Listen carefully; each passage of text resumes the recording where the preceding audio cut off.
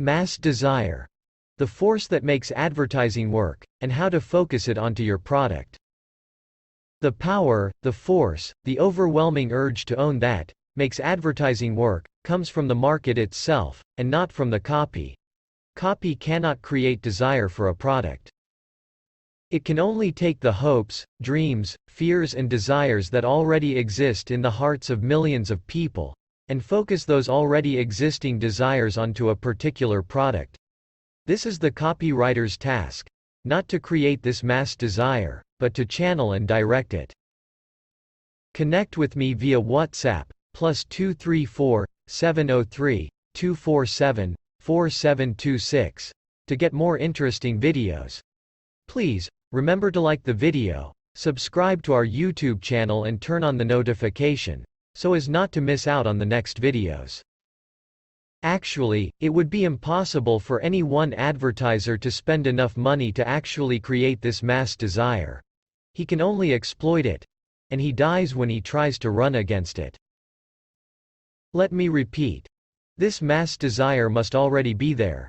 It must already exist. You cannot create it, and VU cannot fight it. But you can, and must, direct it, channel it. Focus it onto your particular product. What is this mass desire, and how is it created? We can define this mass desire quite simply. It is the public spread of a private want. Advertising is a business of statistics. We deal with percentages of population. We address our ads to individuals, and yet the success of our advertising depends on thousands, or even millions, of these individuals sharing the same response to these ads. The response of wanting our product enough to pay us the price we ask for it. Before these individuals can share this buying response, they must first share the desire upon which our ad is based. Privately, each of them wants the same thing. Publicly, there are enough of them to repay us the cost of advertising, manufacturing and selling, plus a profit. It is the moment alien private desire is shared by a statistically significant number of people, large enough to profitably repay selling these people, that a market is born. This market may consist of a desire shared by only a few thousand people, such as the urge to own fine antiques. Or it may be shared by tens of millions, as the desire to lose weight. But it is there, demanding to be satisfied, waiting only for the information that will direct it onto a particular product. Since these mass desires are shared by millions of people, they take years to develop, and they are created by social, economic and technological forces far greater than advertising itself can command. It is this fact, when used correctly, that gives advertising its enormous potential for profit. By simply directing this gigantic, already existing mass desire, rather than being required to create it, advertising thus commands an economic force hundreds of times more powerful than the much number of dollars that the advertiser can spend on it. This is the amplification effect of successful advertising. The reason that $1 spent on such advertising can create $850 or even $100 in sales.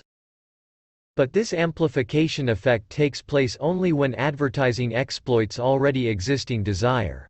When it tries to create this desire, it is no longer advertising but education. And, as education, it can produce at best only $1 in sales for every dollar spent on advertising. No single advertiser can afford to educate the teeming public. He must rely on forces far greater than any advertising budget to build this mass desire. And then he can make those forces work for him, by directing that desire onto his particular product. What are these nationwide forces that create this mass desire? There are many of them, but they fall into two general categories, each presenting its distinct problem to the copywriter. Here are these two categories, with a few specific examples of each. 1. Permanent forces. Mass instinct. The desire of women to be attractive, or men to be virile, or men and women both to keep their health. In this case, the instinct never fades, the desire never changes. The copywriter's problem here is not to pick out the trend. It is there for everyone to see. His job is to distinguish his product from the others that were there before it, to create a fresh appeal, to build a stronger believability, to shift desire from the fulfillment offered by one product to that offered by another. How this is done, we shall see in a moment. A mass technological problem, bad television reception, or corroding automobile mufflers, or the time it takes for aspirin to bring relief. Until the problem is finally solved, the customers will buy and try again. And here the copywriter has the same problem, to offer the same claim of relief as his competitors, but offer it in a new way. 2.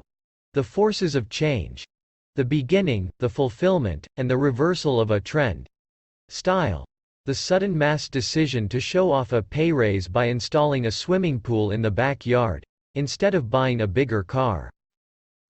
The horsepower appeal of the 50s, and its sudden subordination to gas economy. Here the copywriter is dealing with the straws in the wind that may indicate a hurricane. Here he needs sensitivity, foresight, intuition. He must be able to see and catch the rising tide when it's almost imperceptible, sense which of the several appeals that are built into his product he should stress at any particular moment, and when to shift to another, and, always, how to be there first. Mass education. And equally important, the sum total of all advertising, in its unconscious, unplanned and overall effect of multiplying people's dreams and desires, and thus raising their standard of living. Here again, the problem is timing. When does the shift become statistically significant? When do enough people make the change? When should the automotive powerhouse, for example, change its image to become the common man's gas saver? The copywriter is faced with a society containing dozens, even hundreds, of these already existing mass desires. His first job therefore is to detect them, inventory them, chart their force and direction. This is a study that will occupy part of every working day for the rest of his life. His second job is to harness his products onto their backs. He does this in this way. Thank you for watching. Stay tuned for the next video on this series.